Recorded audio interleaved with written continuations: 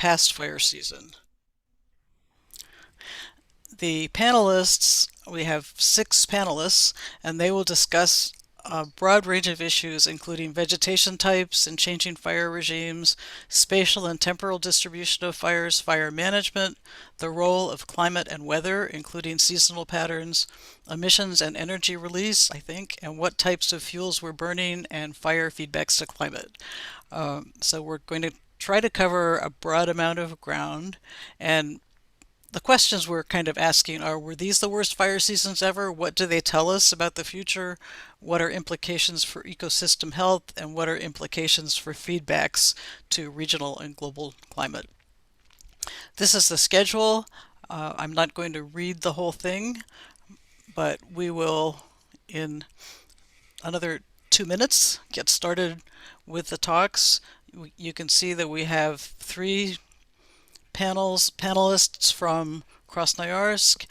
We have a couple from Europe, and Jessica from the United States, and I'm from the United States too, obviously. I think we'll wait until the appropriate time, and maybe by then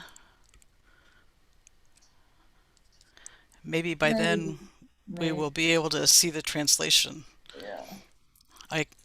icon. So the presentations will all be in English, and the interpreters are supposed to be translating into Russian for those people that need the Russian translation. Right.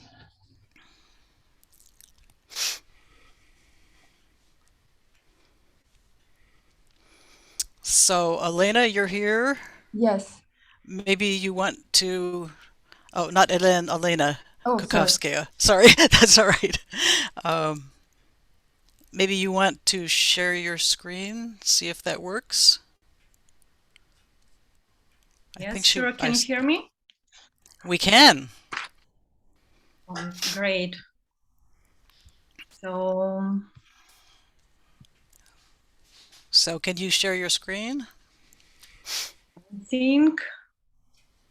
I think I not. Again, sorry about that. You don't? Okay, so I can share it for. I can show the slide from my computer. That's okay. Yeah.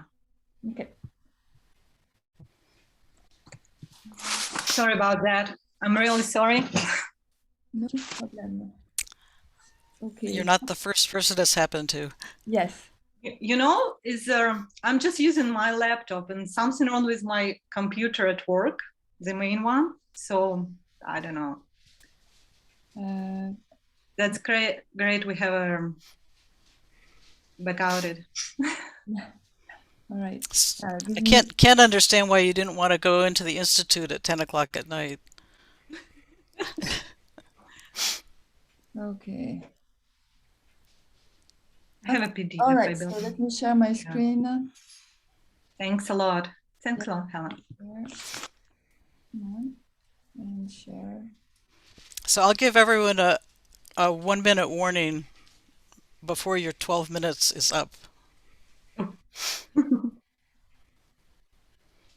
So thanks, Susan, for organizing such an interesting session. And I think it's really important. And I'm going to talk about vegetation, fuels, and fire regimes in Siberia and the changes they undergone.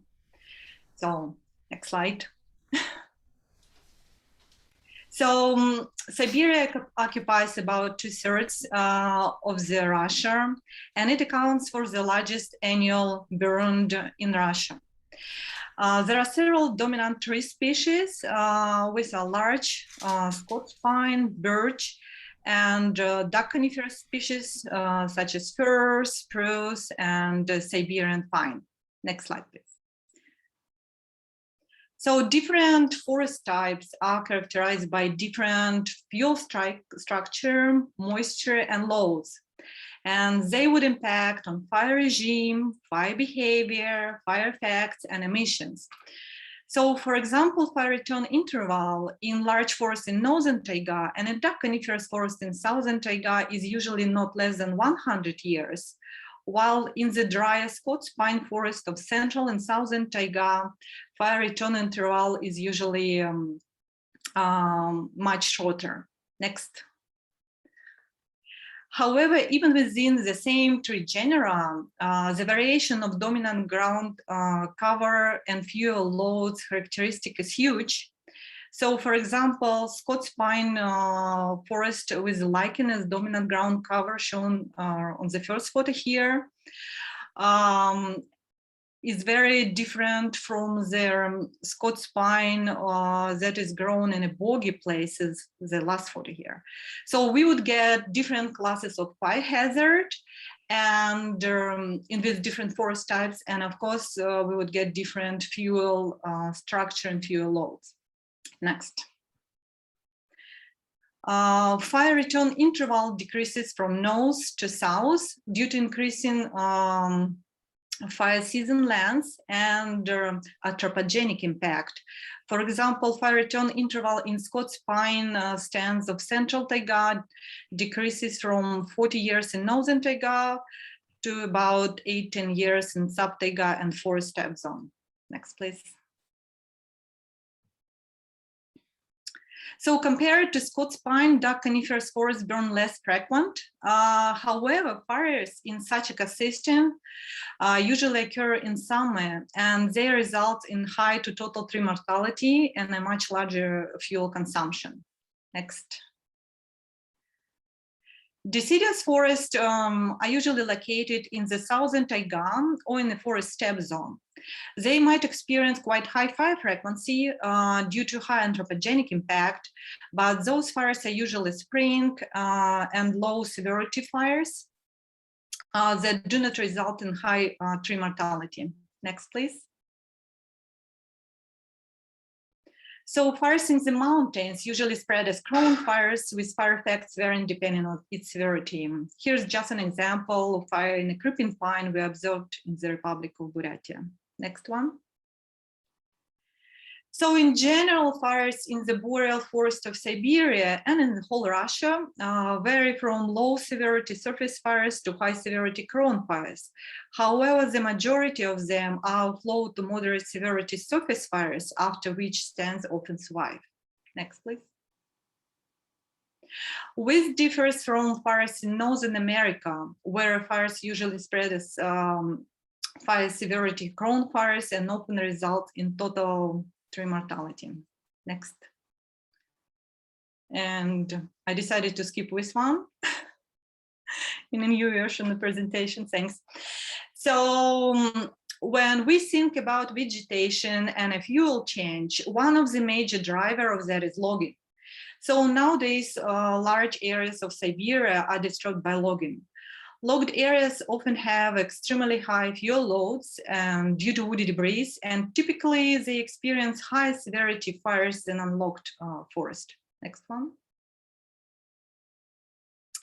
So moreover, fire often spreads at logged sites where fuels are available to burn earlier compared to undisturbed forest, and then spread to the nearby forest. And this is actually quite a big problem in many regions of Siberia. Next one. So we evaluated fire and logging disturbances using MODIS and Landsat data in the Angara region. And this region, one of the hotspots of the forest cover change in Siberia. And we found out that for 20 years period from 2002 to 2020, about 45% of the region is disturbed either by fires or logging. And it's obvious from these figures that disturbances are moving more north recently to the territories that were originally undisturbed. And what's also important is that the majority of fires occurred within nearby any anthropogenic object features such as settlements, roads, and log sites. Next one. So this change in vegetation drastically impacts on fuel loads. So at the logged areas, which is the highest column here, we observe the highest fuel loads due to woody debris left on site. Next one. When we compiled the dynamic fuel load maps for the Angara region, we found out that there is quite a significant increase in fuel loads over the last 2 decades. With the darker area on the right figure here. And overall, it increases the fire hazard of the region. Next one. So repeated disturbances in Siberia, such as fires and logging or multiple fires, often result in drastic change of vegetation and fuels. So in the southern Siberia, the region that borders to the steppe, we are already the witnesses of disappearing of forest and in repeatedly disturbed sites. Next one. So the low fuel loads here, we observe at repeatedly burned and logged sites and repeatedly burned logged sites. Next one. So at burn sites, we also often observe grass proliferation, which actually could increase fire hazard of the territory in a spring compared to undisturbed forest with moss as dominant ground cover. Next. So the other important disturbance factor, which results in drastic change of vegetation, is insects invasion. So in central Siberia and Krasnoyarsk region particularly, the main defoliators are silk moss and Polygraphus. And in some years, tree mortality due to insects invasion could reach up to 30% from the area from all other disturbances. Forests disturbed by insects are characterized by increased fuel loads and often experience the change of the dominant tree species. Next. So fires in peat ecosystem attract a lot of attention nowadays due to their huge impact on air quality, carbon cycle, and people health and safety. And indeed, with ecosystems, store much more fuels available to burn compared to forested area. Next. So last couple of years, we observe unprecedented burning in Arctic that attracts a lot of attention of science and mass media. And fires moving more and more to the northern territories. And depending on the warming scenario, we expect quite a drastic carbon loss in the future. Next. However, we need to remember that there are different vegetation types of tundra. So, and this is an example of at least 6 different vegetation types of tundra. We examined with summer in tundra of Krasnoyarsk. So in Estonian lichen tundra, fuels are generally drier than in other types, but they are at least 5 times lower compared to, for example, wet sage moss type of tundra. And of course, the worst Fairfax you would observe in a peat ecosystem due to huge amount of fuel materials stored there. And also a high probability of continuous overwintering fires, so-called zombie fires. Next one. In a typical year, the majority of fuels in tundra are really too wet to support fire spreading, and availability of fuels is limited by permafrost, as shown particularly with the right figure here. You have about a minute left, Elena. Okay. So next. Thank you. So, but dry climate is bringing new reality to our life, like pulse burning example here in northern taiga of Krasnoyarsk. Next. So to better evaluate fire consequences, we need better understand fuels in Siberia. And currently we're working on fuel load mapping in Krasnoyarsk region. We're using a number of data sets. Some of them are freely available and some of them we actually developed by ourselves. Next. In addition, we use an extensive field database we developed. Next. So this is a schematic representation of the algorithm we use to evaluate fuel loads. So within a particular forest region, within a particular dominant tree species, we use elevation, aspect slope, and some part of disturbances to get accurate assessment of fuel loads. Next. So we compared the fuel loads map we developed with the use of our approach with the one made using forest inventory data. And overall, we got quite a good coincidence in data. Next one. So the main take-home message here is that Siberia is undergoing drastic changes in vegetation and fuel due to anthropogenic and natural factors such as wildfire, logging, insects. And we do need to be able to evaluate the current state of our ecosystem to be able to develop any management strategies. Thank you for your attention. And sorry for not sharing my computer screen. Thanks, Elena. Great presentation. We're going to have to move on to the next one. We will have about 40 minutes at the end for discussion because this is really set up as a panel. So if we have a little time after individual talks for a couple of questions, that's fine, but most of the discussion will be at the end. So I'm going to share my screen, I hope. Whoops, I didn't do that right, did I?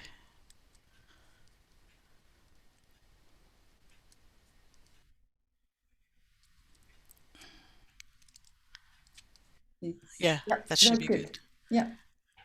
And we can so I'm actually giving this presentation for Yevgeny. We worked on it together, but it essentially is primarily his work.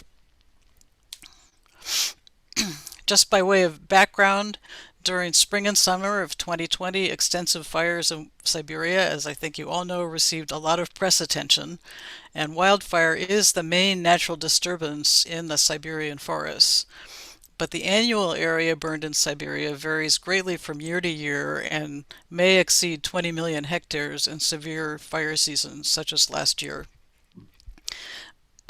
The only really available data on wildfire activity for more than 50% of the Russian forest area comes from remote sensing, and satellite monitoring allows daily acquisition on forest and non-forest fires and provides information on all the detected active fires and their dynamics. So in this talk, we're going to look at the 2020 fire season and also how it differed from seasons over the past 20 years. The data that's being shown in this presentation primarily is coming from Yevgeny's lab at the Sukachev Institute, and this lab supports both active fire monitoring and operational response on a daily basis, as well as a lot of research activities, including spatial and temporal fire patterns and their relationships to things like fire weather, wildfire energy release, intensity of burning, looking at fire severity, direct emissions of carbon based on satellite data, and fire effects and post-fire recovery. This map, which you've already seen, illustrates the wide variety of vegetation types across Siberia, and the red outlined area is the area that our data will be coming from. And in the lower section here, if I can find my pointer, you can see that the area where there's been the most fire over the past 20 years is in the area that tends to be dominated by larch forests. That's all the dark red areas. A lot of our graphs show both number of wildfires and burned area. I will focus on burned area because most of the burned area is in a relatively small number of fires. So if we look at the 2002 to 2020 period, most of the burned area, 60%, is in larch forests, and relative burned area, about 1% of that area burns every year. Scots pine forests are next, about 17% of the total, followed by deciduous, and then a much smaller amount in dark coniferous stands. And you can also see that the relative burned area for dark coniferous stands is much lower, and that reflects the fact that they have a long fire return interval and that they tend to burn almost exclusively in stand replacement high severity fires. So we can look at some meteorological information on fire occurrence, and the highest burning rates, this graph on the left shows the different areas of Siberia and the relative burned area as a percent per year. If it's darker, it's a higher percent. And you can see that there's some centers where there's a lot higher fire activity, including down in the south, which is more forest steppe and a lot of herbaceous vegetation burning. The fire seasons can be divided into different severities, and the main thing I want to look at here is the return period of these different severity fire seasons. So you can see about every 8 years or so there's what we would call an extreme fire season, whereas the moderate and low fire seasons are every 3 or 4 years. So it's not common to have an extreme fire season. And a lot of the extremity of fire seasons, of course, is driven by weather, and not just by temperature, which we've seen a lot of information on recently, but also by moisture. And this hydrothermal coefficient basically integrates temperature and moisture. This is for the summer of 2020, and it's showing the area circled is the area in Yakutia where a lot of the fires occurred in 2020.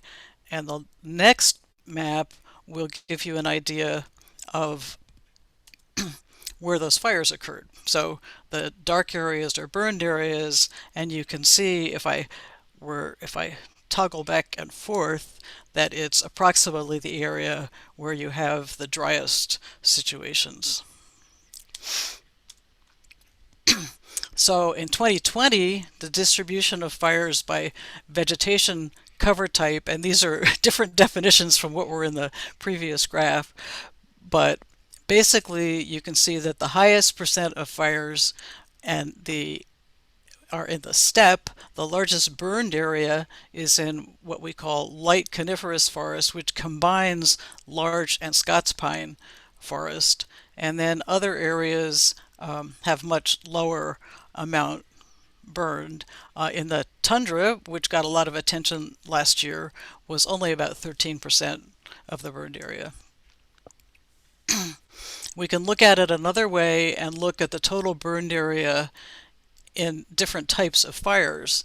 And the total burned area in 2020, according to the Sukachev Institute data, is about 26 million hectares, which is a tremendous amount of area. But a lot of that area was in steppe areas, for example, as I mentioned. So the column 3 excludes some of these short-lived fires, which were only recorded for brief periods of time, and many of them occurred in the southern regions. The column number 2 shows forest fires only, and then the area of extremely large fires over 2,000 hectares is in column 4, and you can see that that's most of the area burned in the forested areas. So forest fires over 2,000 hectares were about 20% of the total numbers and 10% of the total burned area in 2020.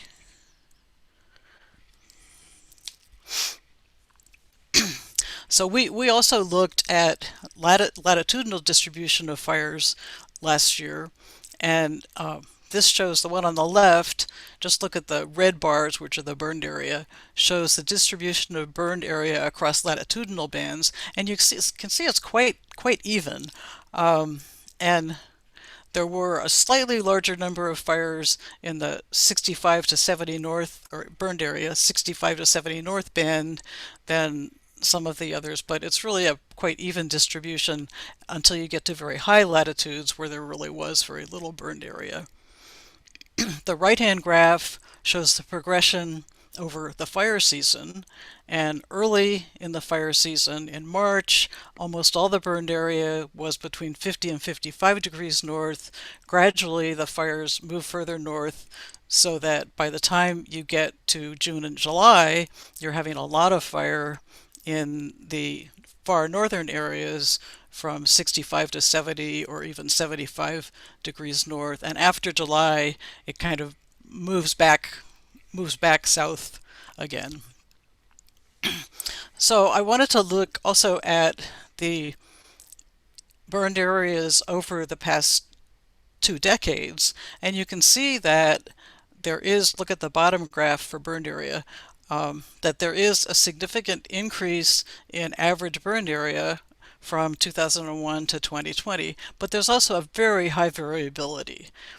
However, if you look at decadal averages, it's fairly clear that there's been an increase in fire activity. And this compares 5-year intervals of fire activity. So you can look between 2001 and 2005 and 2006 and 2010, it was well under 10 million hectares per year. And when you get to 2011 to 2020, you're looking at 15 to 16 million hectares per year. So that's quite suggestive that at least during that 20-year period, we're seeing an increase in recent years in burned areas. However, if you look at fires north of 65 degrees north, which is approximately the Arctic Circle, you can see that if you look at the percent of burned area that occurs in those northern regions, it's very rare to have a high percent of it in the far north.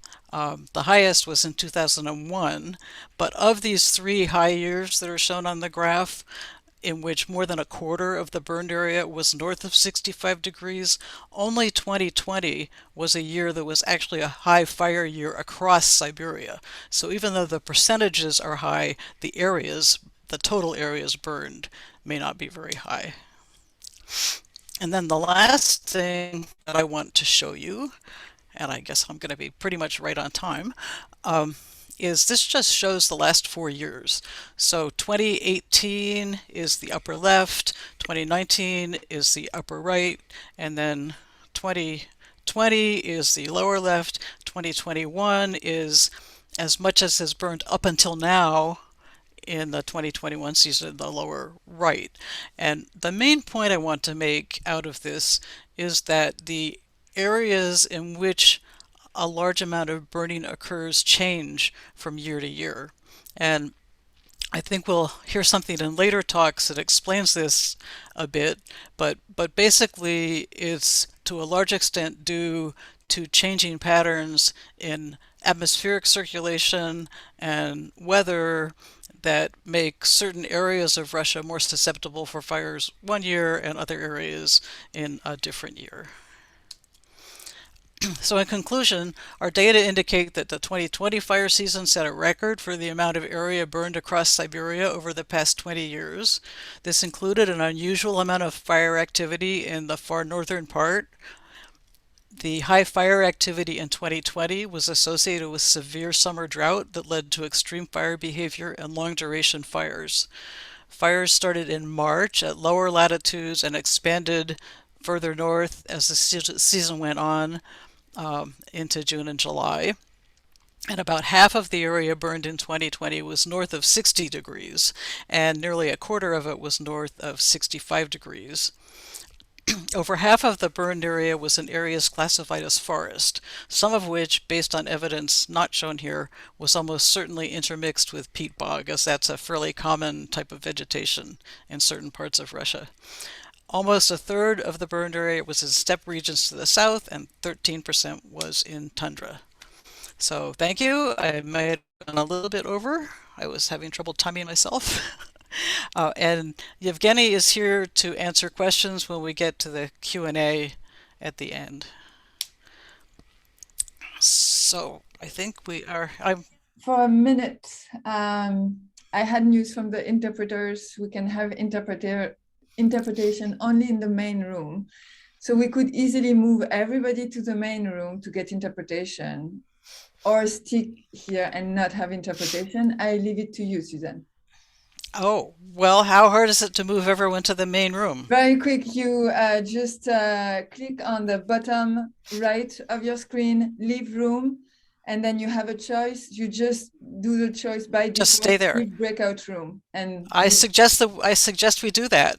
okay. Is everyone in agreement? Yes. Okay, All right. so everybody, you leave the room. Leave the breakout room.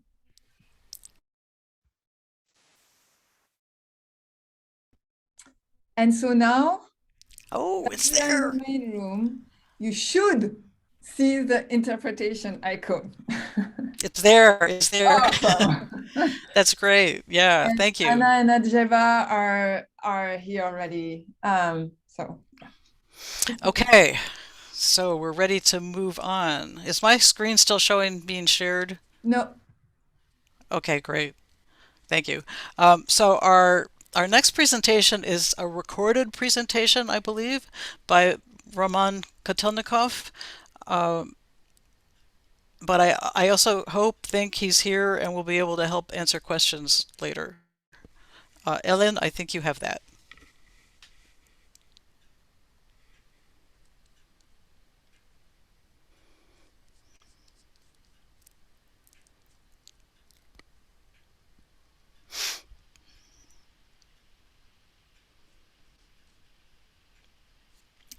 Ellen, do you have that presentation? Yes. Oh, sorry. Okay, great. I didn't realize I was on mute. Okay, so share screen up, and then let's do that. Okay, here we go.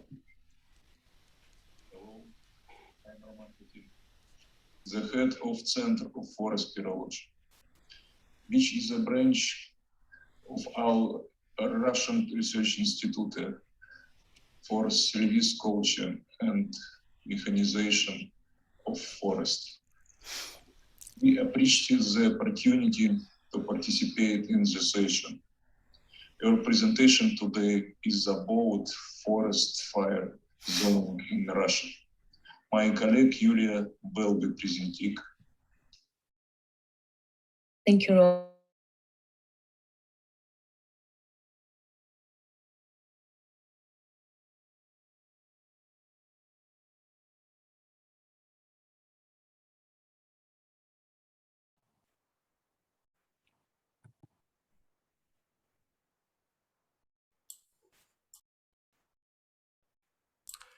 I think you've muted it. Or 65 degrees, wildfires are never suppressed at all and have never been suppressed historically.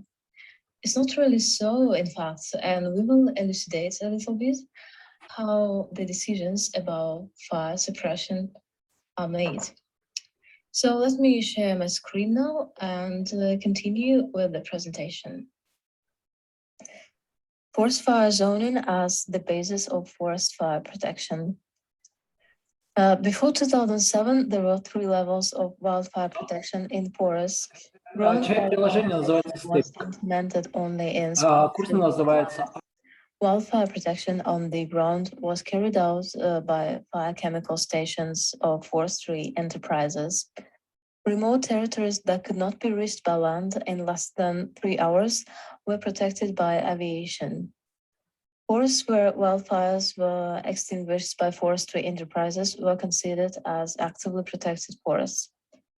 Unfortunately, not all Russian forests could be actively protected for obvious reasons. Hence, at that time, there was also a concept of non-protected forests, forests which were not managed by any forestry organization. It is crucial to note that wildfires on unprotected areas were not monitored, counted, or reported. Wildfires were suppressed there only if they threatened to settlements. Some experts nowadays say about notable increase in burning rates when they compare the current situation with what was in the Soviet period. But it's not correct to compare the statistics since earlier many wildfires were not taken into account. The methods of remote monitoring of burning area were not developed, or at least not used in our country, and the estimated burning areas were usually remarkably less than the real ones. Strengthening federal control over wildfire-related information getting from regional units is one of the main factors of increasing wildfire areas in official statistics. In 2005, new approaches to forest zoning were formed due to modern methods of remote wildfire monitoring and establishing the information system of forest fire remote monitoring of the Federal Forestry Agency, ISDM Rosleskhos. This system provides current and archive data of forest fires. It is available only in Russian and you need to register to use it. However, there are also some open data, and I guess it would be possible to handle if the data are needed. So here is the link to the system. So go back a little bit, and after 2007, the most remote and hard to reach areas that were unprotected previously were assigned to the territories of the second level space monitoring, which means space detection and air suppression of wildfires, which we will further call as the AS zones. Thus, uncontrolled forest fires became controlled remotely. Air bases must suppress wildfires if those spread to settlements. A buffer zone was also created, and in that area, planned air mock-ups are not implemented, but the fires had to be extinguished obligatory. So when the new forest code was designed in 2007, the approach to the forest fire protection on remote and hard to reach territories was significantly changed. The decision concerning extinguishing fires in remote places should be made individually for each incident. The criterion for making a decision is not only the threat to settlements, but also the predicted damage in comparison with potential costs. Such decisions are allowed to be made only in some strictly defined territories as the AS zones. The procedure for making decisions itself is regulated by regional commissions for emergency situations. So the described approach became a substantial step towards efficient fire management. In remote areas, it's not reasonable to conduct regular aerial patrolling, and the wildfire detection is implemented there only by satellite monitoring. Currently, remote areas make up 49% of the total forest area of Russia. As mentioned above, this does not mean that forest fires are not extinguished in these areas. And the decision concerning suppression is made for every incident individually. Some regions of Siberia and the Far East excessively reduce the part of actively protected forest territories in order to save money. What is more, in remote patrolled areas, wildfires detected by satellites become very large by the time when fire suppression units can reach them. Plus, climate change results in an increase in wildfire occurrence in the northern territories. The forest fire season of 2020 showed the need of forest fire zoning to be modified in terms of expanding actively protected forest areas. In 2018, all Russian research institutes of silviculture and mechanization of forestry opened a department in Krasnoyarsk, Center of Forest Biology, to focus on applied research in wildfires and forest protection. And last year, we designed methodological guidelines for the allocation of SDAA zones. This document aims to avoid an excessive increase in the area of such zones and specify definitions of remote and hard to reach areas. Region authorities will remain to have the powers to allocate SDA zones, as well as the right to make decisions concerning fire extinguishing. As a result of our research, we proposed a three-level approach to the selection of territories for establishing areas of SDAS zones. During the research, we process and visualize a great amount of different information. As an example, you can see a complex map which shows the prevalent wind directions and population density, including settlements and places of indigenous peoples' residence. A classical analysis of wildfire occurrence was implemented as well. For this, we used only data of space monitoring from ISDM Rosleskos, and we also used the data of the topography and hydrography. As a result, we identified forest areas where SDAS zones allocation can be allowed. And however, it does not mean that the entire territory of these areas are considered as SDAS zone. So it's allowed to set SDAS zones only in remote and hard to reach areas. Since there was no normative definition of such territories before, our methodology proposes criteria for their identification. We propose to consider as remote those territories which are located farther than 250 kilometers from certified airports and landing sites. To consider the forest area as hard to reach, at least one of the following conditions must be met. The first is the density of the roads must be less than 2 kilometers per 1,000 hectares. And half of Russia meet this criterion, as roads is a huge problem here. Second is the share of swamps should be more than 30%. And the third is must be mountainous area with the average slope more than 12 degrees.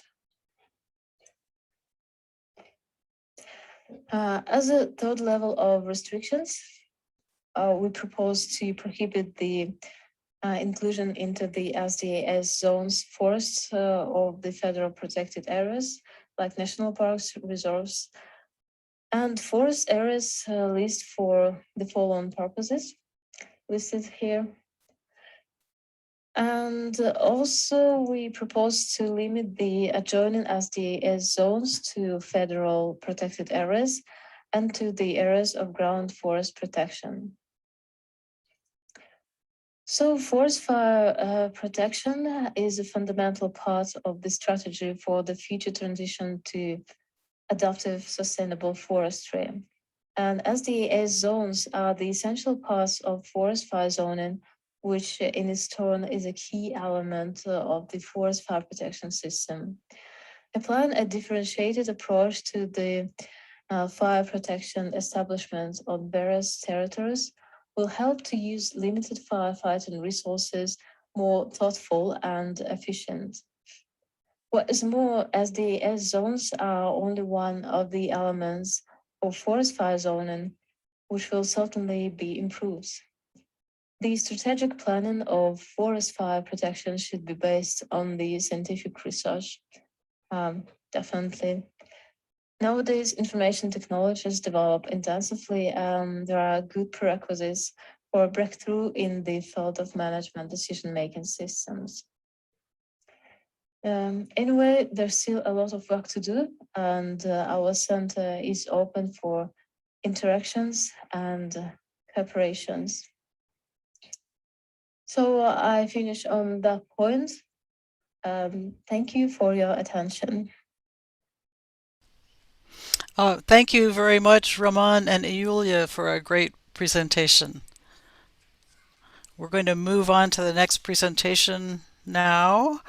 So, Tom, do you want to bring yours up? And I will give you your full time, so don't worry about that. Okay, I'll start my stopwatch. Can you all see my screen? Yes. Yeah, okay, great, thanks. Well, thank you for the invitation to your conference. It's a little bit of a shift in focus for me. I'm a tropical peatland fire scientist and I mostly work in the field. So a shift to the high latitudes and doing remote sensing has been a bit of a change in my job over the last year and a half, although this is a fairly minor study, I would say. I'm going to be looking at the high latitude fires from 2003 to 2021. Obviously, the vast majority of those have been in Siberia or Asian Russia.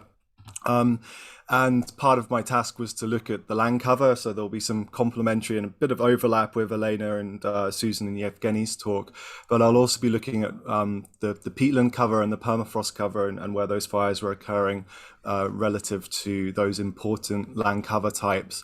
And an important difference to what has come so far is that all of the statistics that I'll be looking at, all of the measurements are fire radiative power, which is a kind of direct representation of really how much stuff is burning on the ground, how much biomass is being consumed by the fires, as opposed to the burnt area or number of fires that have been discussed so far. So I don't think we really need to discuss the context that's already been covered about the scale of the 2019 and 2020 fires. I should add that this has been in collaboration with Mark, who will be talking next, and thanks to him for providing the fire hotspot FRP datasets for the 2003 to 2021 period. So I think what's important to understand is what ecosystems are burning, forest, tundra, what are the fuels in those ecosystems.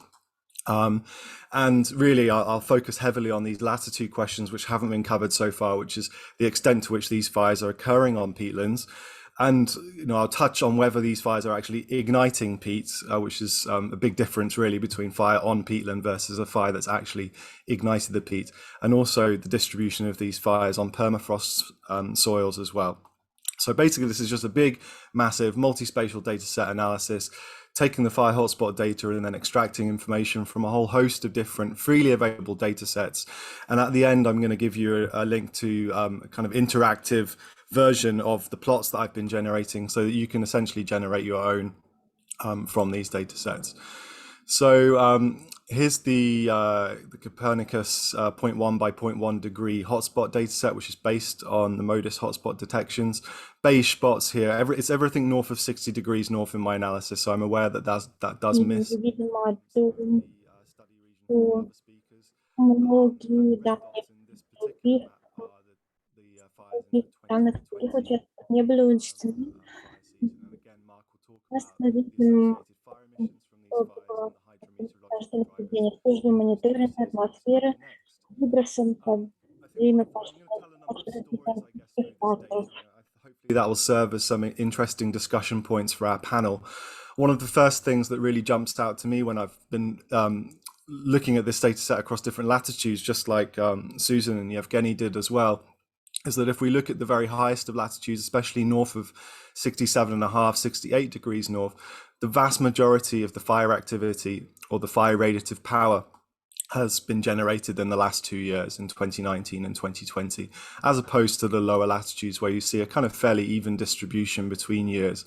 So different colors here correspond to different years, and the darkest reds or maroon color are the most recent years. So you can see this potential invasion of those high latitudes. And of course, the question is this just something that's missed by longer term cycles that are not part of the 20-year satellite record, or is this actually a true invasion of these latitudes, which has been predicted by, for example, this seminal paper by Meg Krawchuk et al. in 2009.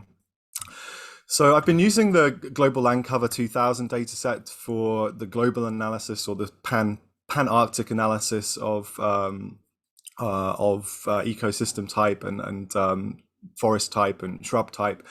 And I've also been using a tree line data set from the National Snow and Ice Data Center in the States to kind of try and divide the tundra from the taiga ecosystem, although I'm aware that that tree line is hotly debated, and of course you can't just stick a line on a map, but for the purpose of this analysis, that's what I've decided to do here.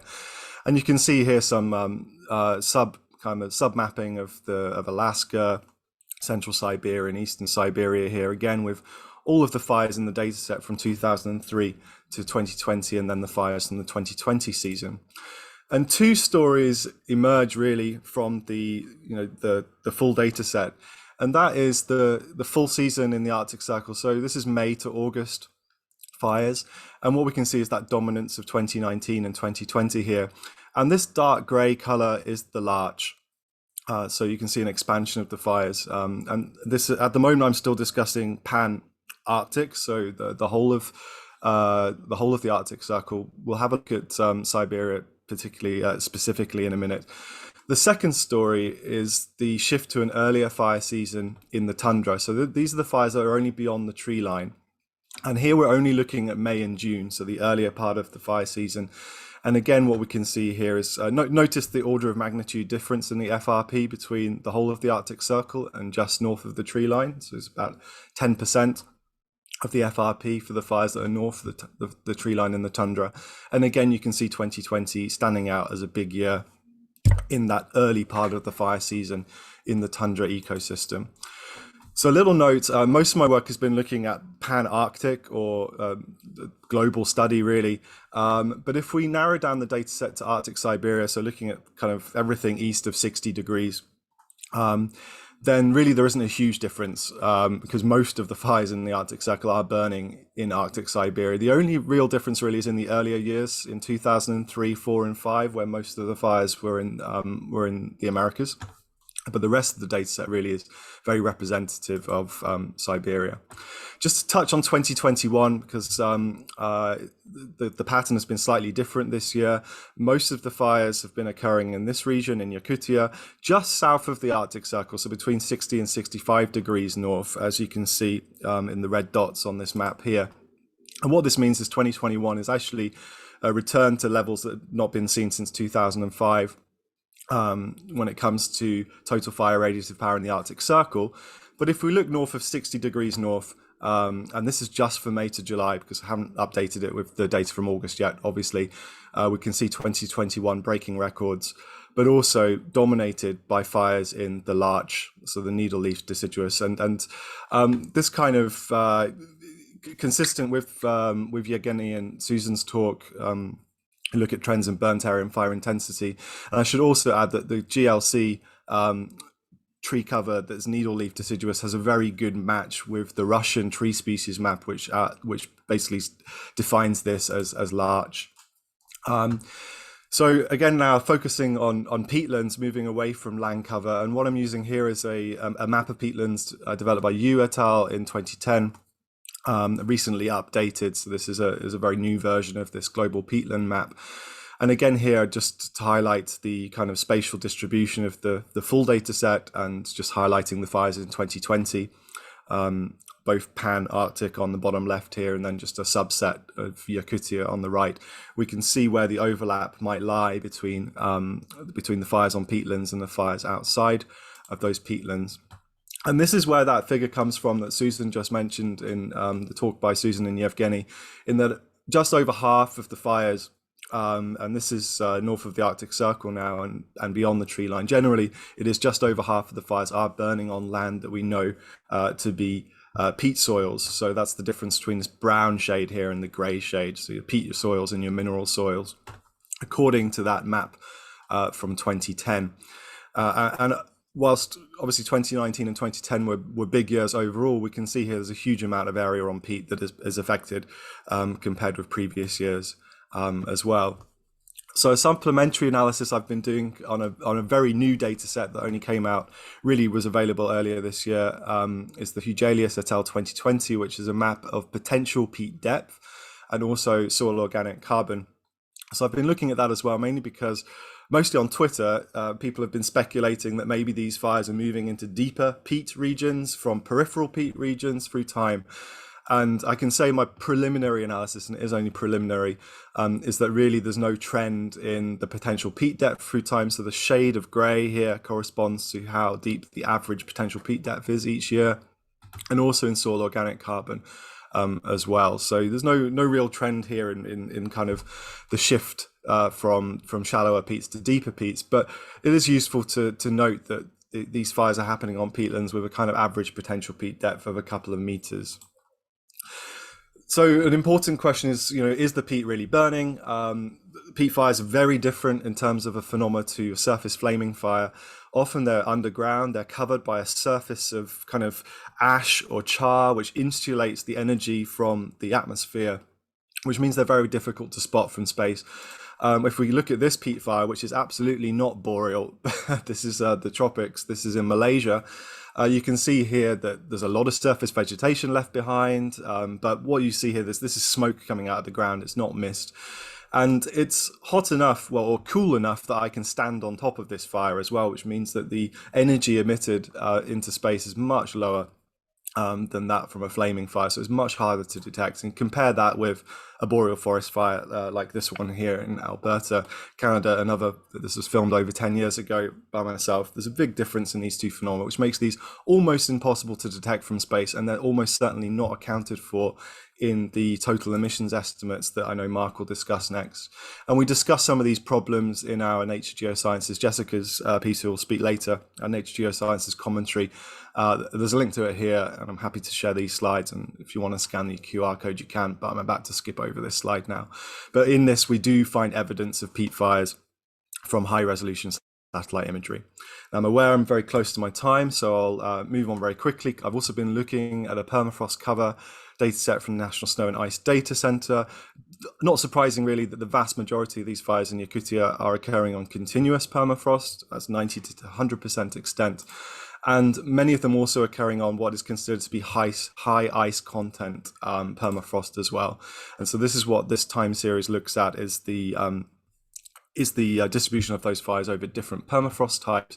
And we can see 2020 really is kind of on almost exclusively continuous permafrost, and the vast majority of that on high ice content continuous permafrost as well. And that is also something that we discuss in our Nature Geosciences commentaries. What are the potential impacts of that?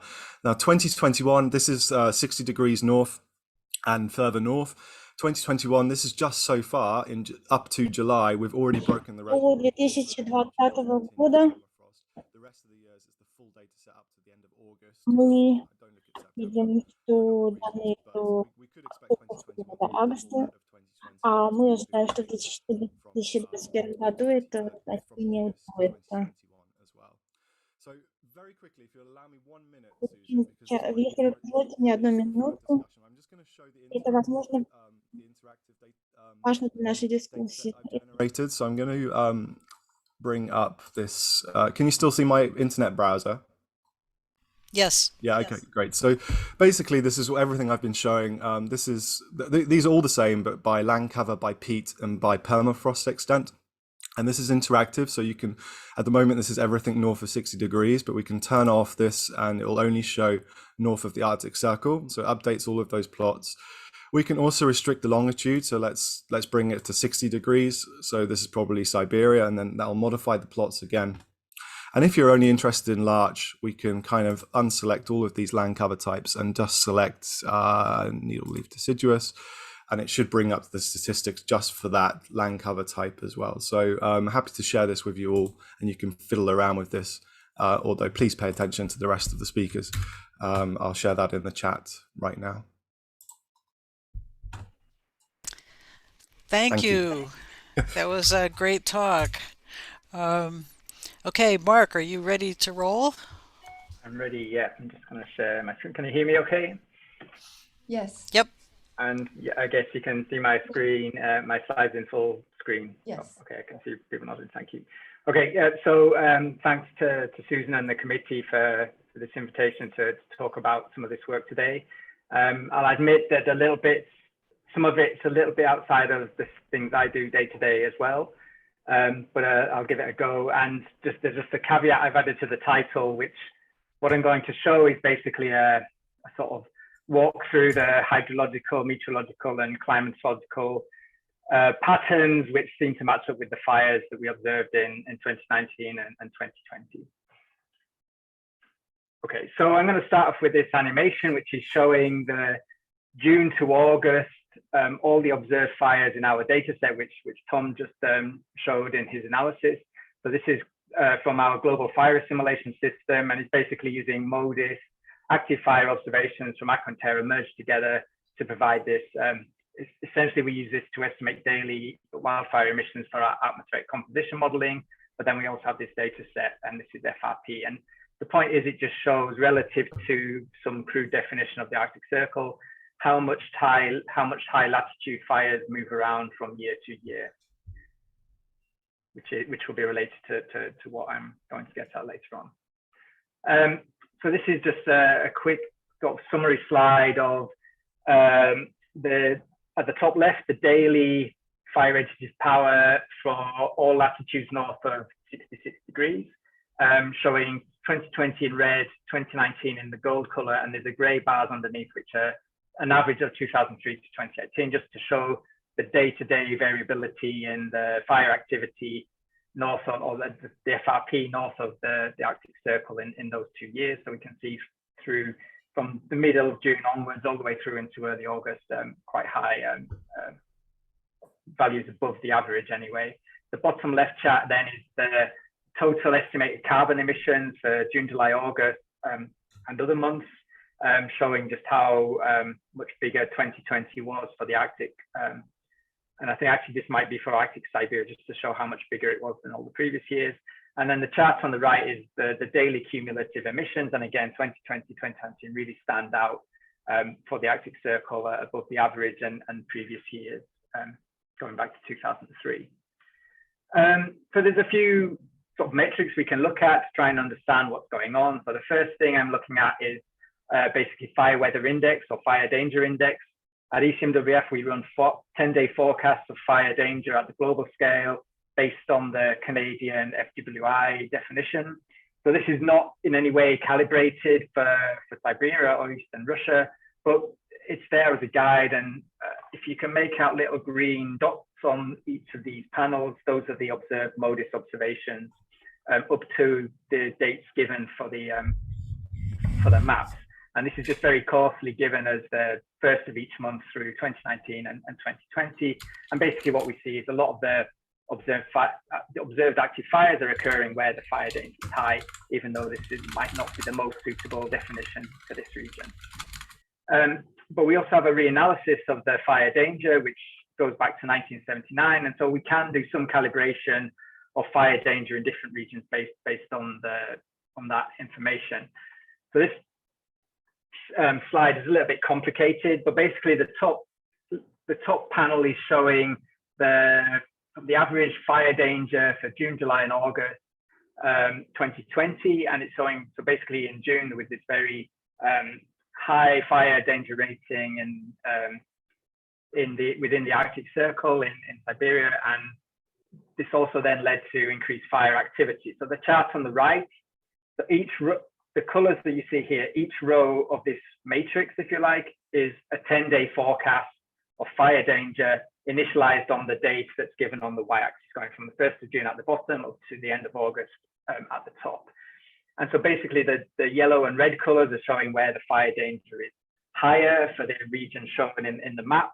And then the dashed line is showing the observed, well, the daily total fire radiative power for that region.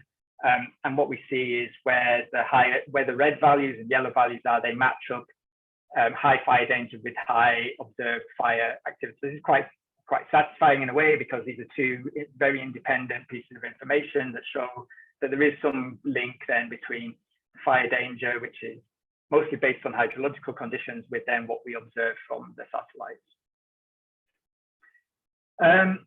So as we step now more into a climatological field, so in Yevgeny and Susan's talk, they talked about the most occurrence of these fires being in areas which are drier.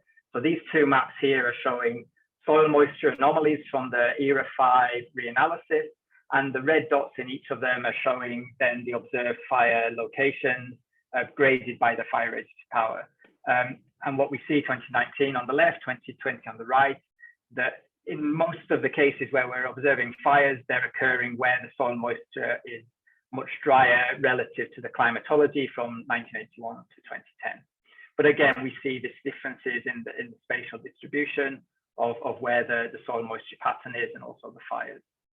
So what could be driving this? So when Susan approached me about taking part in this panel, she talked a lot about Rossby waves and jet stream, and this is the bit that isn't something I've really looked at in my 20 or so year career. And so This is a rather simplified way of looking at this, but essentially the establishment of high and low pressure systems can lead to meandering of the jet stream, and then depending on how the jet stream is moving, it can lead to, particularly when we have high pressure systems, some of these heat wave and large fire activity. So the map on the right is showing the California fires and heat wave in Southwest US, heat wave in Scandinavia and Greece fires, a drought in Central Europe and heat wave in Japan all correspond to where there are these high pressure systems and these stationary waves sitting over those regions.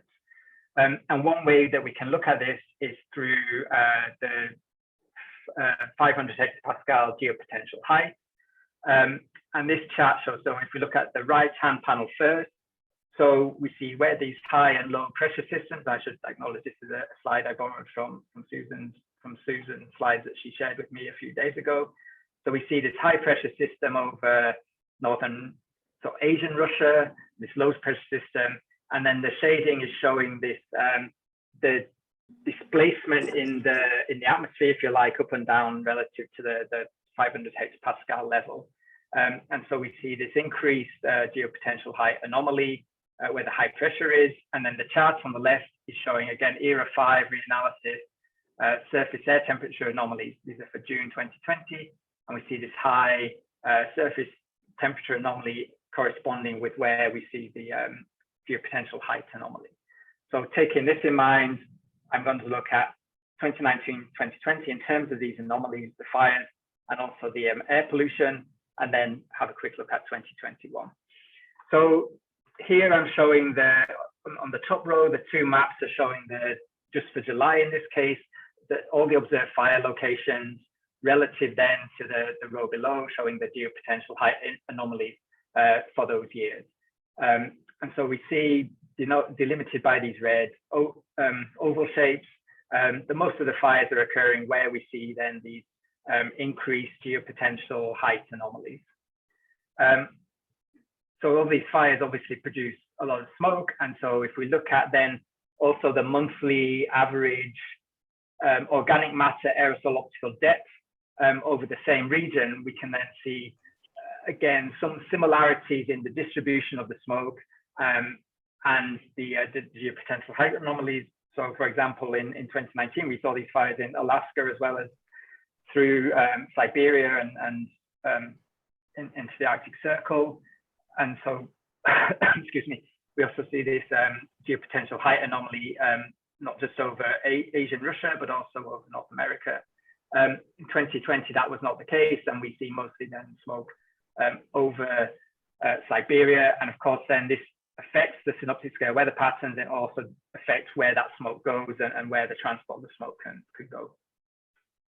So I'm going to finish off with a very quick look at 2021 and yet another complicated slide. But if we just focus on the top row to begin with, the map on the left is the July of this year fire location. So again, we see mostly equatorward of the Arctic Circle in Sakha Republic, 1 or 2 fires in the Arctic Circle in Chukotka, and also considerably more fires in North America this year.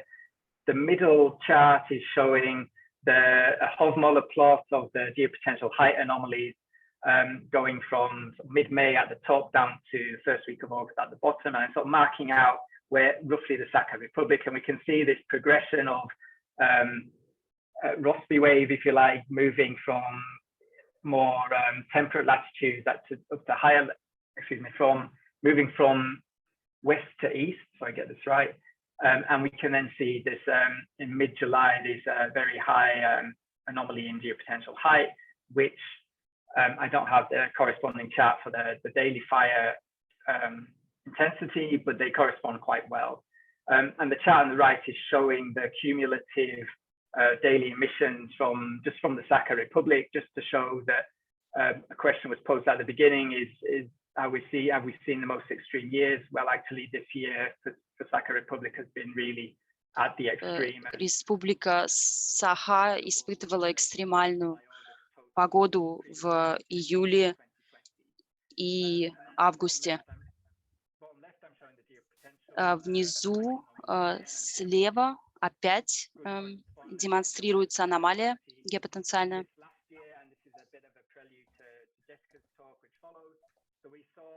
Здесь органическое вещество в августе, и этот дым достиг Северной Америки. Analysis that just midnight UTC on the 2nd of August, and then the corresponding black carbon dry deposition estimated by our model on the same day, showing what the extent of this might be and the impact might be for the sea ice. In this case, most of the smoke transport seems to be at higher altitude, and so we see some deposition at the surface, but not as much as the organic matter aerosol optical depth suggests. However, if we jump forward to a more recent date, we've seen the flow more as we expect, going around the following the jet stream. We've seen quite high values over the Chukchi Sea as this smoke moves across to Alaska. And in this case, we seem to see some higher black carbon dry deposition in relation to this. So there may be more risks there, but this is another analysis, and I don't have time to go into that today. So just to summarize that, I work in the Copernicus Atmosphere Monitoring Service. This is one of 6 data services of the EU's Copernicus program. And just to show that data from 3 different services can be brought together to try and piece together what's going on in terms of the underlying surface conditions, the meteorological conditions, and then how that relates into fire, but then also the air quality and what the air quality impact can be. So I'll let you to read the rest of that, and thank you for your time. Thank you. Another great talk. I think we'll just move right on to Jessica's presentation, and then we'll have our discussion and Q&A after that. So Jessica, are you ready? You are muted, Jessica. Yeah. Yes, thanks. Yeah. I try to stay muted just because I have a busy household. Okay, so let me share my screen. Mine will be much shorter because Sue asked me to really talk about what I like to call, so why do we care about this? So, you know, there's a link here to all the science that we're talking about today to policy. And so here is the link with short-lived climate forcers and the impact on our changing circumpolar fire regime. And so this is mainly from the perspective of the Arctic Council and the 8 Arctic states and the 6 permanent indigenous participants. You may know this figure pretty well. This is thinking about how to contextualize fire regimes with fire behavior and individual fire ignitions. As we start to talk more about fire mission, which I think Mark did an excellent job in his previous talk, where that fits in this contextualized model, I placed it here. I would argue that fire emissions are linked down to each individual fire, that fire's behavior through the fire regime. And then what are we really concerned about? Quantity, transport, and rate. And that timing is actually, of course, then important to us, as we've seen, at daily time steps, at monthly time steps, and then, of course, across decades and centuries. Why do we bother with short-lived climate forcers? Sometimes some of these species are referred to as short-lived climate pollutants. In essence, this should be black carbon, methane, hydrofluorocarbons, tropospheric ozone. Well, these powerful climate forcers remain in the atmosphere for much shorter time than CO2. CO2 remains for about 100 years, yet their potential to warm the atmosphere can be many times greater. And so there are multinational, supranational efforts, including the UNEP's Climate and Clean Air Coalition. The impacts of short-lived climate forcers on the Arctic, the science is fairly settled. I would say the assessments and observations is still developing. And so here, this is a report from 2011 from the Arctic Monitoring and Assessment Program, one of the working groups of the Arctic Council. And so what they find is that, how do we place fire in the changing fire regime there? Well, in particular, what we're concerned about are those black carbon or smoke emissions that Mark was so nicely showing, some being pulled towards the North Pole, towards the Arctic. This is most pronounced actually in the late winter and spring, all the way through the end of spring. In the summer, less so, though, of course, as we know from this year, that can happen and has happened previously. This was not the first year that smoke transported over the North Pole.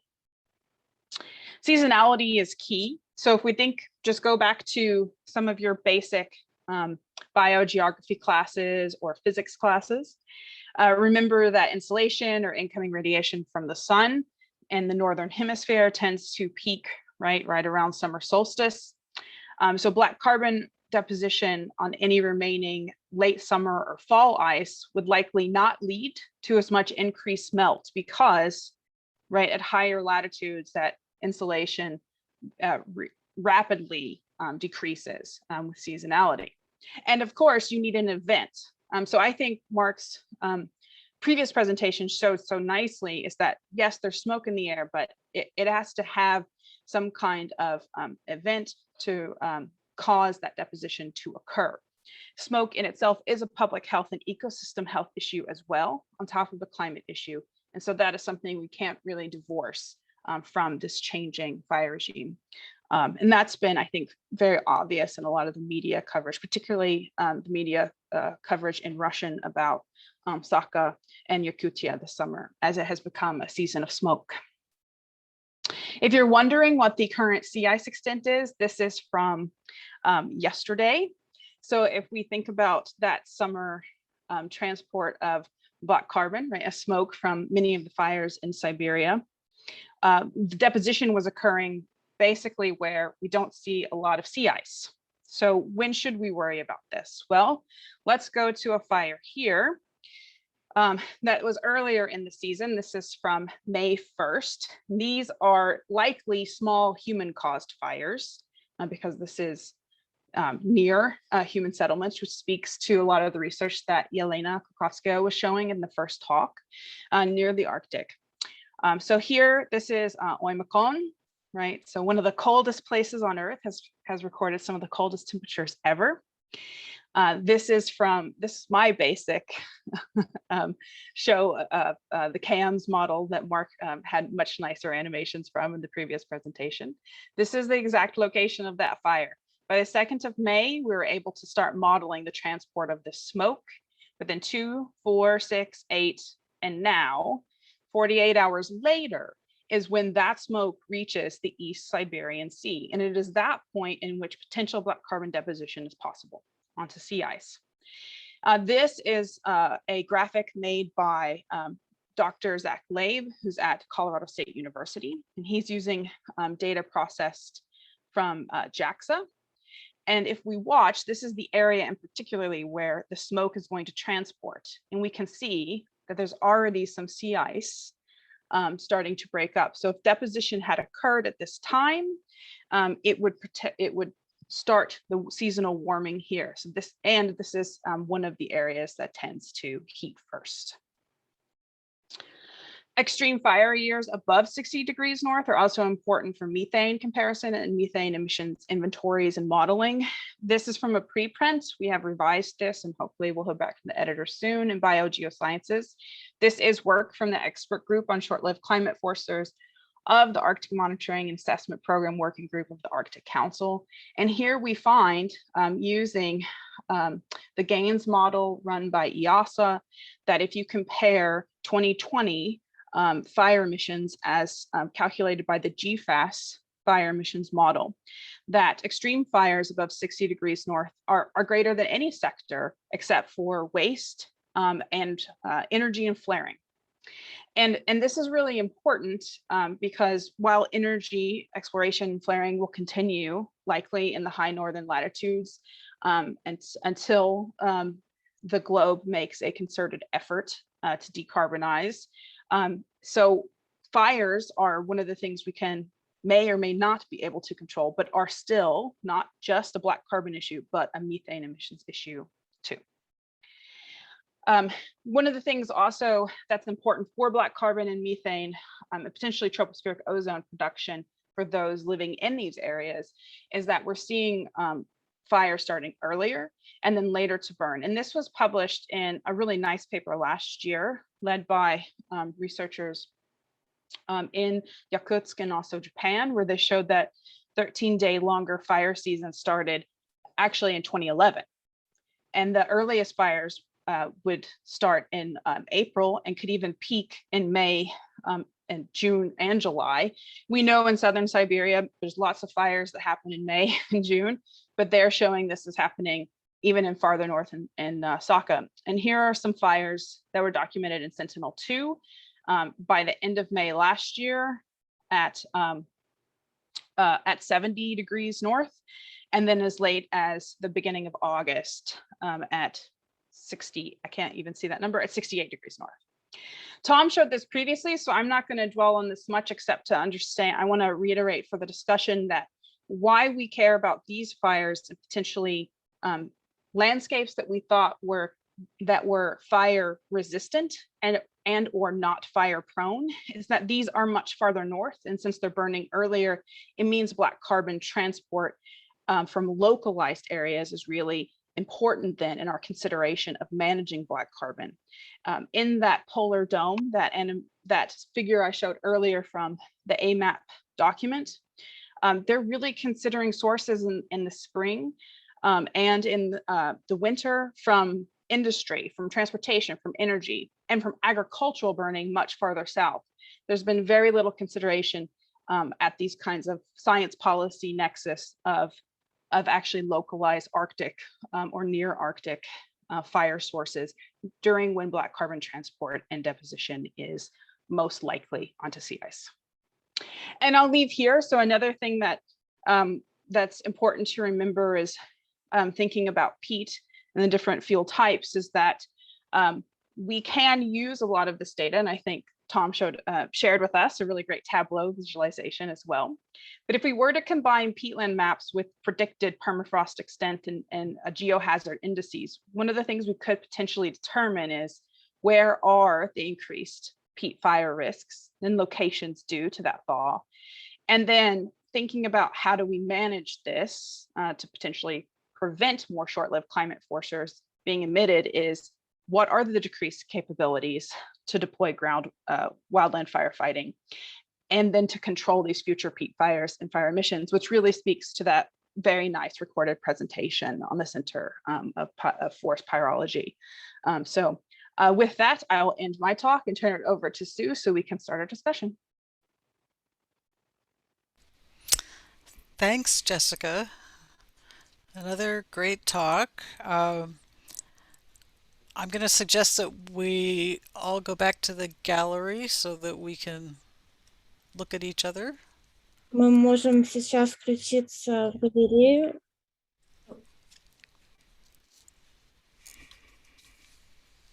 I'll remind everyone if you And people can either put questions and comments in the chat or raise your hand. correct.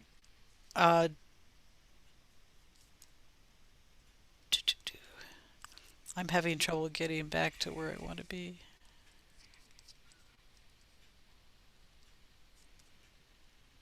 So Nancy raised her hand. Nancy, question. Hi, everyone. All were really good talks. I have a question for Elena to start with, because I thought your review of all the different types of fire was very helpful. You mentioned at one time the idea of grasses coming in after fire and then being a conduit for more fire. And we have that issue in the Western US in a very different setting. And what's happening in the Western US is these are invasive and non-native grasses that are coming in. Is that true in some areas where you're seeing grasses coming in, that it's creating a different fire regime? Yes, indeed. And actually, particularly in the southern region of Siberia, And we have been working for years in the Zabaikal region, and this is one of the hotspots in the southern Siberia, where you observe really drastic changes of the forest, where it transformed to this. Здесь Means that some grasses, not forest one, actually proliferate on the more open forest that was repeatedly burned or burned and logged. And it actually increased fire hazard of the territory. And as it's located in the south, where there are a lot of people, you could actually, you get really high anthropogenic pressure, and a lot of fires are spring fires. And in a grass forest types, fires actually spread mainly in spring. So this is, yeah. Thank you very much.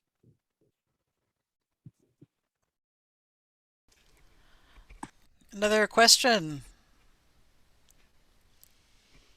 Get some discussion going. I have a question if no one else does. Jessica, yeah, looking at the black carbon transport and deposition, a lot of the spring fires during that period when transport is likely to be towards the north are further south. So they would be steppe fires or fires in the southern part of Scots pine forest or larch forest, spring fires. They don't tend to be as high energy as some of those fires further north, but what do you know about transport of black carbon from those onto snow that would be remaining, say, further north, rather than necessarily making it to the sea ice? So there's been some work that actually by Tatiana Laboda and Joanne Hall at University of Maryland that looked at the transport capabilities during that time. And I think that we have to communicate it better. It's not as if the transport capabilities, because the fires are low energy, is every day. The atmospheric conditions need to be right, and there needs to be almost a buildup of smoke. Mm-hmm. So almost like a regional haze event.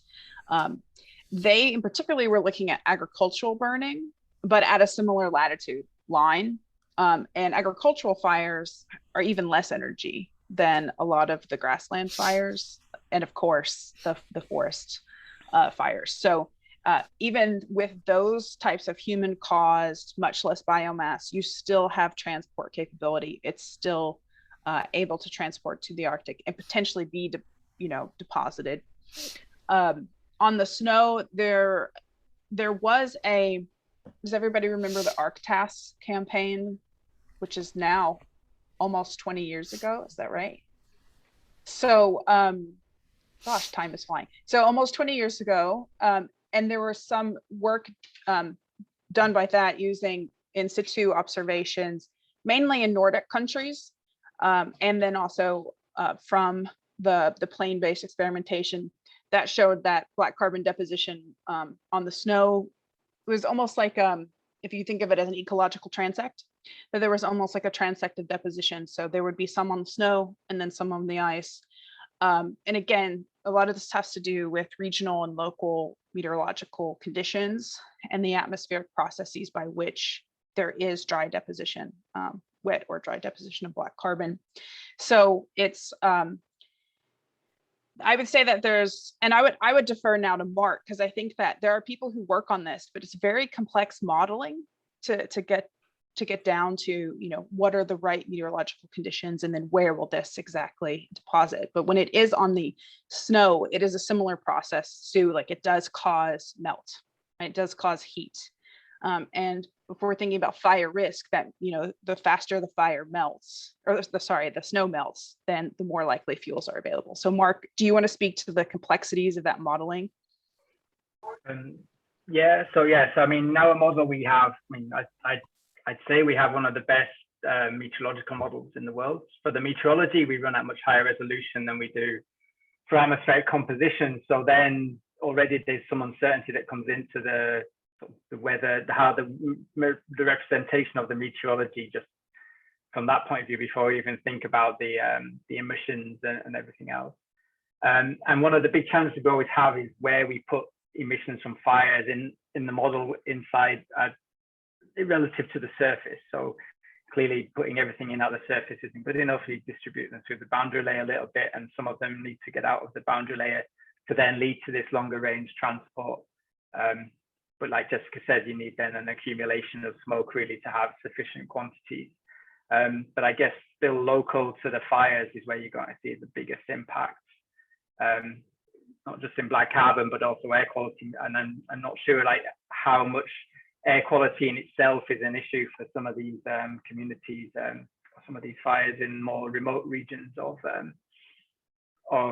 Siberia. But then I guess if there are wildfire fighting activities, then it becomes an issue for them, but whether we have that resolution. So I think the bottom line is really what the thing we're having to trade off and the computational costs of running all the meteorology, but adding in all the additional costs with having the chemistry to fully represent these things, because you can add these things as tracers, but then you really lose accuracy because you don't have all the chemical transformations that are going on during the transport.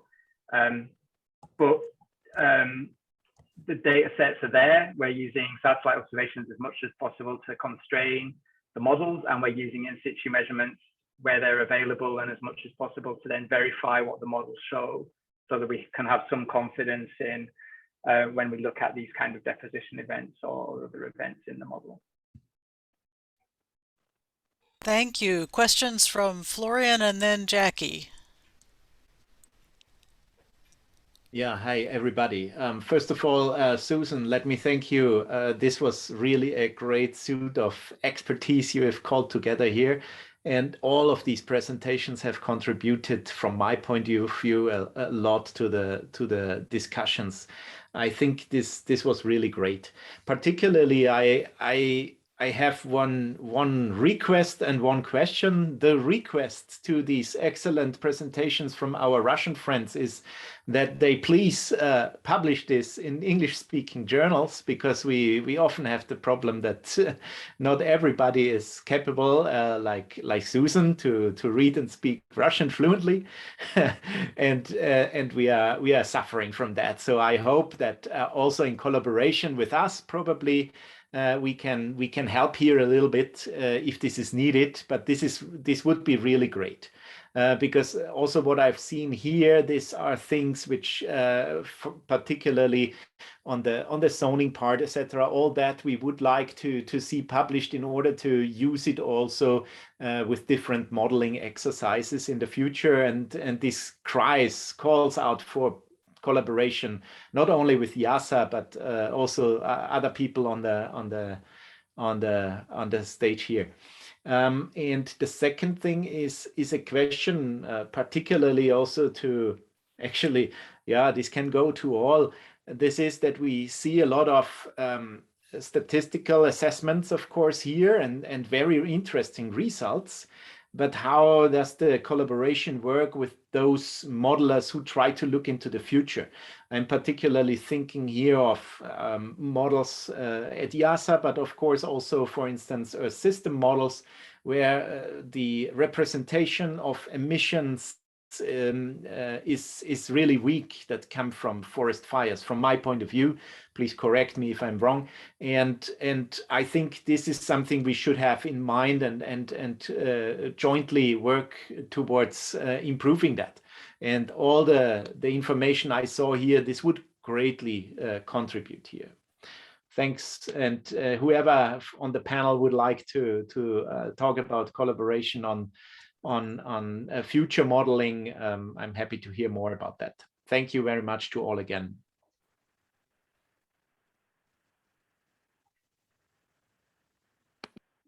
Jackie, you want to unmute yourself? Sure.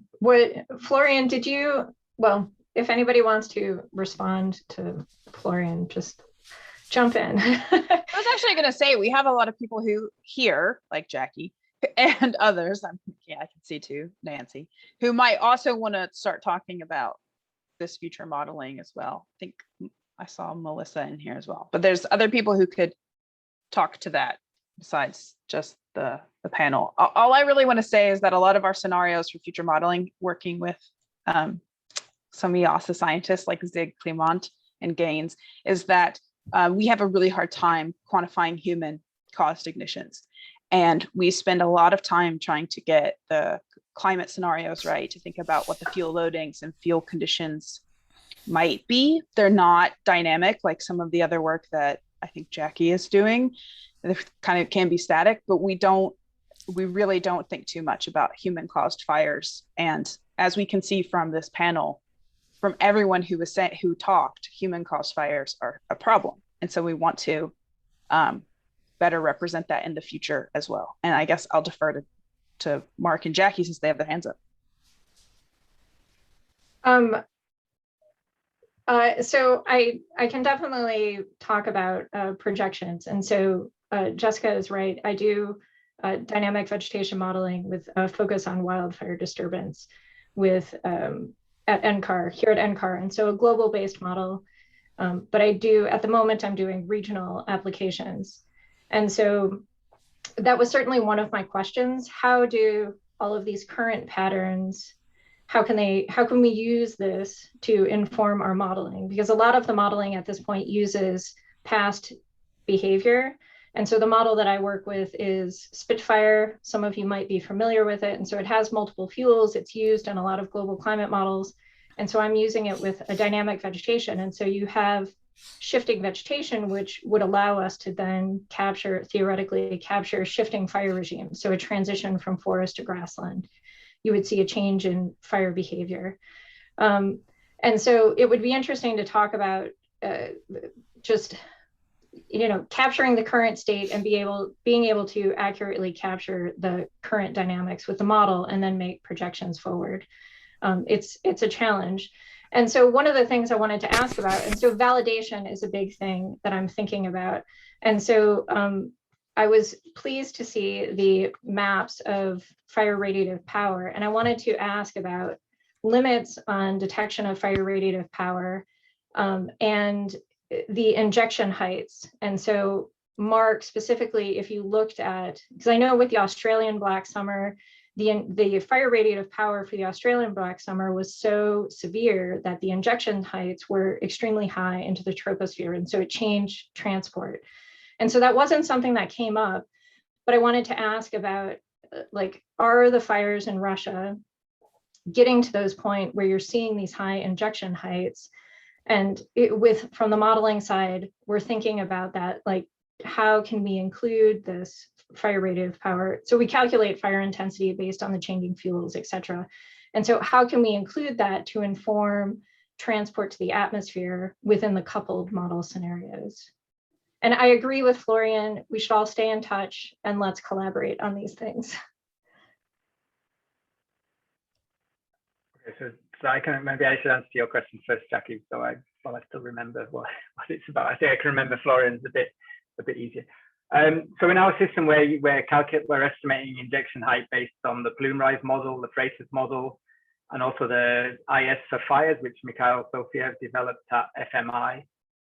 Neither of those get really the really high injection. We never get stratospheric injections of, say, the Australian fires or the British Columbia fires in 2017. Our injection heights were quite considerably lower than those.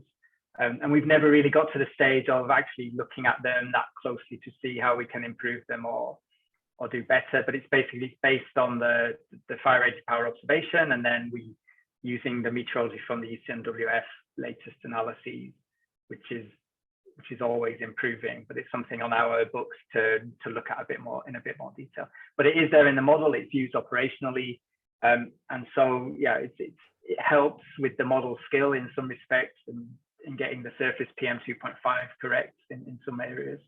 But yeah, we can discuss a bit more if you like offline, but just to say there is there and other models are using it as well.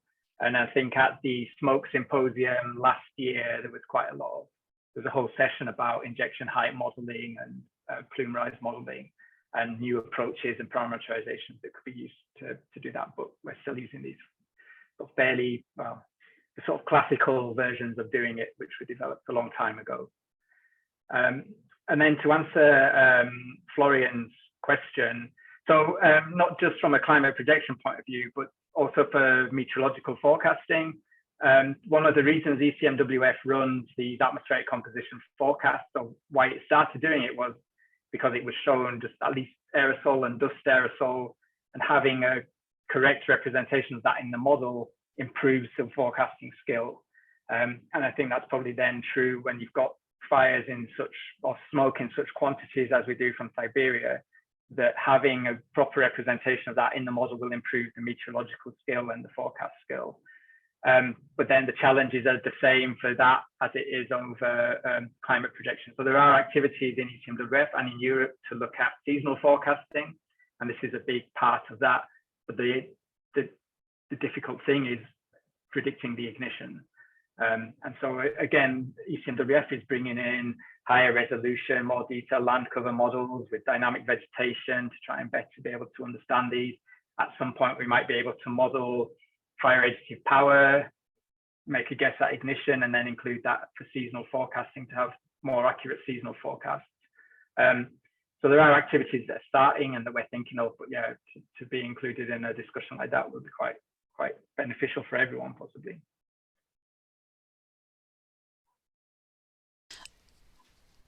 I'm wondering if we should look at some of the questions in the chat. Ellen, have you been monitoring them? Yeah. Well, Jill and Thomas are working on something of their own. You can read through the chat to know what's going on there. But Jackie had a comment or question for Mark. Can you comment on if these Russian fires extend beyond the FRP saturation from the remote sensing data? We haven't looked at that, actually. That's a good idea.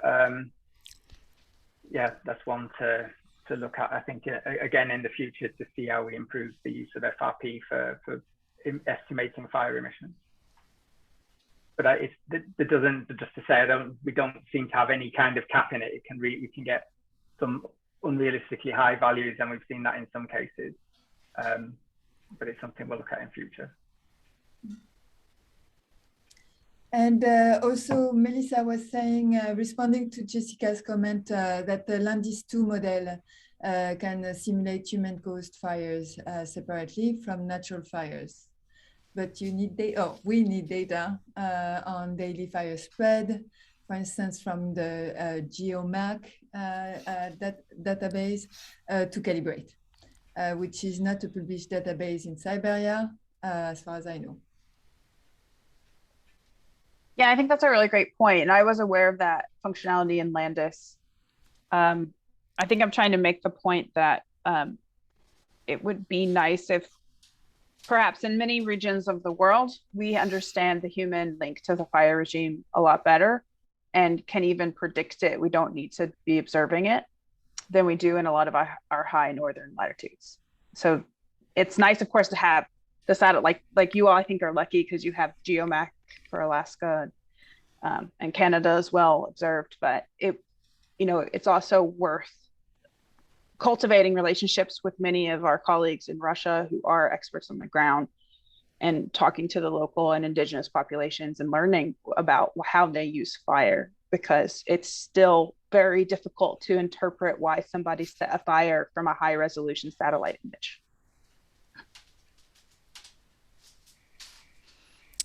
So, Jill, did you have some questions in the chat about what types of forests were burning? I see something that says, I'm curious about closed broadleaf forests that are burning. And I think there was something before that I haven't found. We've been having a... Oh, sorry. Carry on, Jill. I was just going to say, I've been pestering Thomas because I was playing around with that dashboard, and it's very interesting. Of course, I'm thinking about fire self-regulation, and I got intrigued by this really big blip in 2021 of the proportion of closed deciduous broadleaf forest burning. But then, as Thomas pointed out, when you plot that with all the vegetation types, it's actually not that anomalous, and it's within the band that you see of deciduous broadleaf in general burning, so that particular category goes up. And I'm guessing it's probably classification error, you know, that, or just spatially random processes, because it's not as completely odd when you look at it in the context of overall deciduous forests. So, but it was fun to play with the data, and I really appreciate having the opportunity to do that. So thank you, Thomas. Thanks. So go ahead, Tom. Yeah, I'd just say when it's such a small percentage of the total FRP, I would take those land cover types with a pinch of salt. And there's a reason for that. I'm going to expose my terrible GIS now because it's not very tidy, but I'll share my screen just for a second because you'll realize what's going on here. Insofar as the data that I've been using, mainly so that I can do this in a pandemic on my laptop and not using some supercomputing, is 0.1 by 0.1 degree hotspots, which is what Mark has been providing me with here. So you can actually see the red spots. I don't know if you can see that clearly.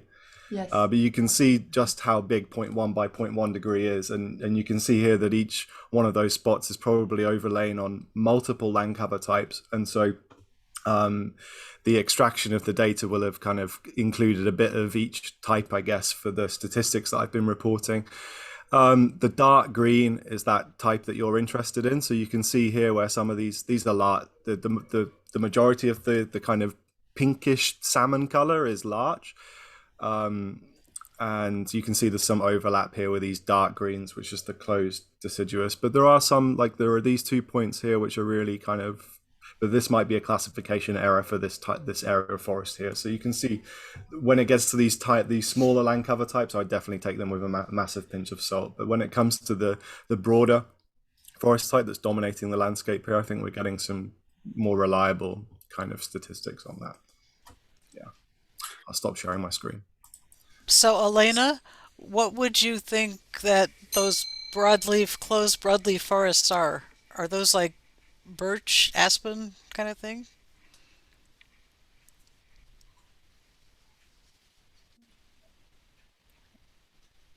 Yeah, it could be birch and aspen. And if you look across the whole country, not just Yakutia, that actually burning is in birch, it's quite a common phenomenon because mainly birch are located on the southern border of the forest, and they borders to some steppe, and there are many people there. So there is some burning, but they usually like low severity surface fires that burn, like some birch forest could burn like every 5 years. So that's quite typical thing to happen here.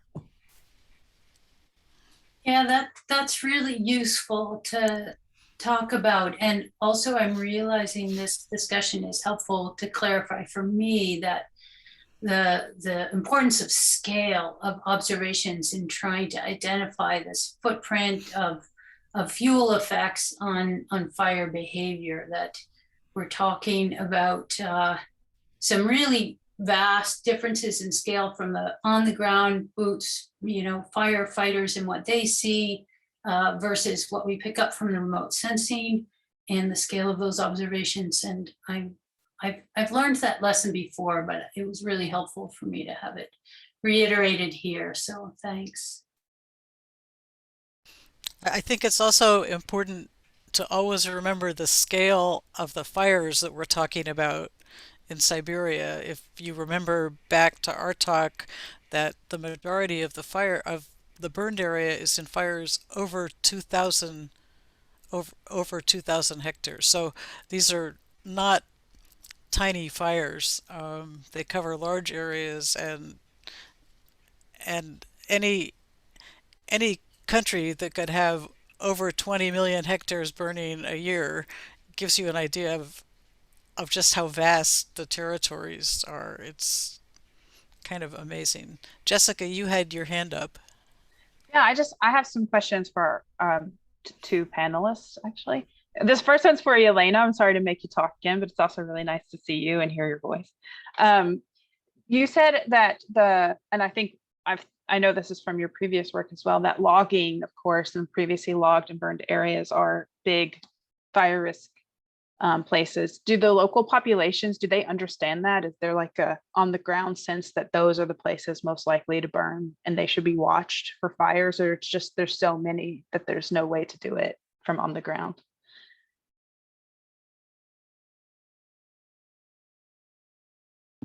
Interesting question. So, of course, local population, they need to think more carefully about and be more careful about fires and fire ignition in the forest. Unfortunately, it's still quite a big problem in Russia. And it's like, for example, agricultural burning is forbidden in Russia, but we still burn it. Every spring, there is agricultural burning in a field. So with respect to logging, yes, of course, and especially it's a big problem in very disturbed areas, like the Angara region I've showed you, because everywhere you would go from the settlement, there is a logged areas. And in any place that you can actually get in, there are logging everywhere. And as I mentioned already, the logging are moving to the northern territories that were previously undisturbed. And that's actually also quite a big problem there. Thank you. I really appreciate that. And thanks for sharing your work with us so late at night. And then I did take screenshots too. I'm going to share my screen. This is for Roman and Yulia's talk, but I just have a clarifying question. I promise I'll delete these screenshots. But for the hard to reach territories, was this an and? So they must be very far from the density of roads and have a large percentage of swamps and have an average slope? Because that seems like this would negate the swamps. Does that make sense? As it was being presented, I didn't understand if it was an and or an or situation.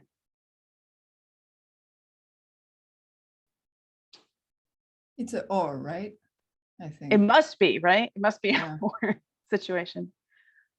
Is Roman still there? Okay, well, I would be happy. I would love to learn more about that project. That was super interesting. And I'll shut up now. So I think Jackie has her hand up. So my question or comment, it actually follows nicely after Jessica's comment. I was kind of struck by the same presentation where it seemed to be a motivation towards fire suppression and more active fire management. And so I was wondering if anyone in the discussion room, like, is that a possibility? How effective is that? I mean, fire management globally is so challenging, and sharing resources is a challenge. And so, like, is there capacity? How much capacity is there to actively manage more fires across such large regions?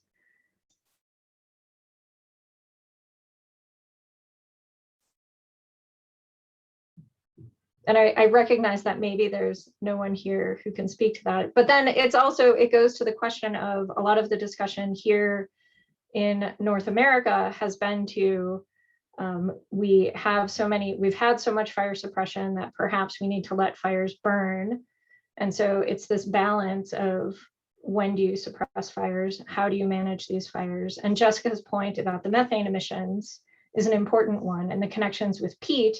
And so it becomes a more complicated discussion when you consider the emissions component, in addition to, threats to human life and property.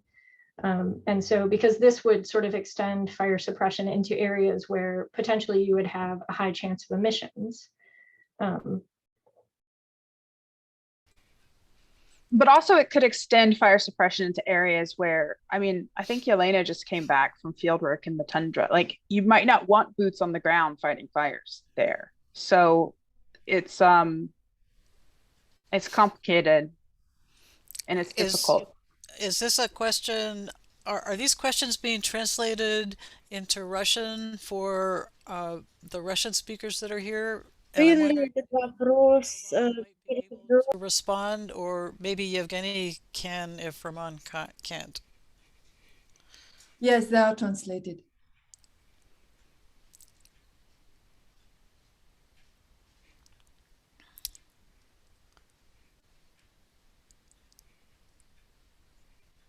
So, Yevgeny, are you willing to take a stab at that? At answering that question? Yes, I'm here, but I miss some some important notes of this question.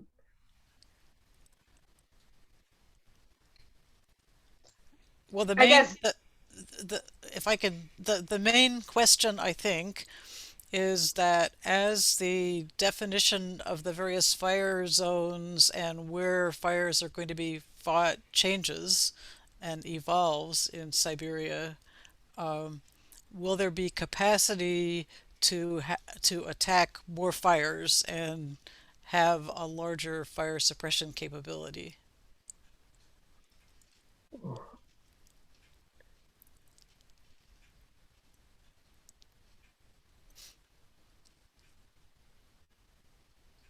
So I can have just a couple thoughts I have in mind, and I think, of course, Roman is the best person to answer that question. But those what I'm aware is that the one of the biggest problem, unfortunately, in Russia, is that the amount of money we spend per hectare for any firefighting activity or any other things that are related to that topic compared to any other countries as Canada or US. So which is one of the aspects. The other thing is that, of course, in the northern territories, you would need to have like airplanes and the place where they could land, and they need to have people there involved in this kind of activities. And actually, I could see quite a good trend right now, because, for example, in my region, they're organizing new centers of firefighting, those that are going to be responsible for firefighting in their northern territories of Krasnoyarsk. And I'm aware that there are some equipment, and not only a small equipment for firefighting, but also some helicopters, some airplanes have been bought for our region. And it was some federal program that provided money for all these things. So at least we see some good trend for our forestry agencies to support firefighting in northern territories. And I think it's important, and we will be hoping for the better future of our forest. So, thanks. Thank you. So there's also a short message from Roman in the chat that says that yes, some expansion is planned and already has begun.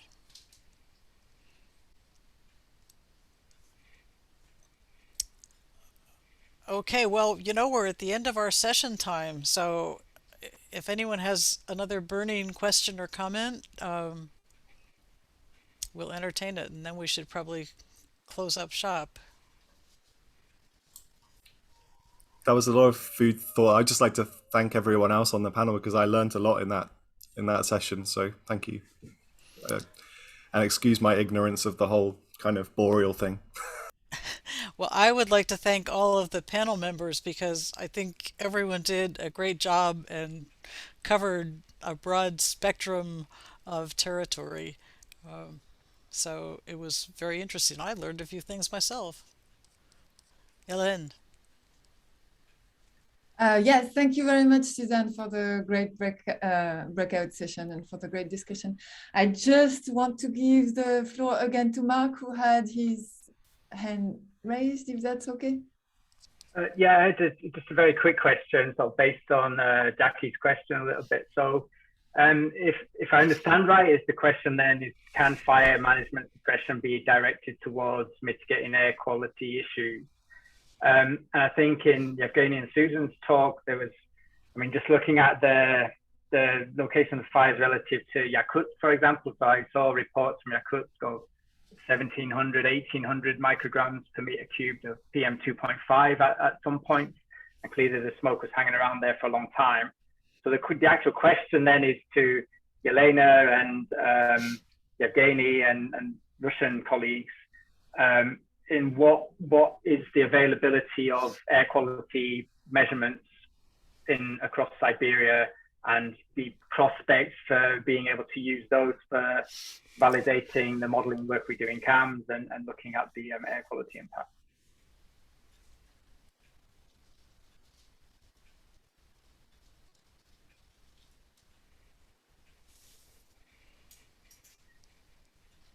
It's a question for taking offline, maybe.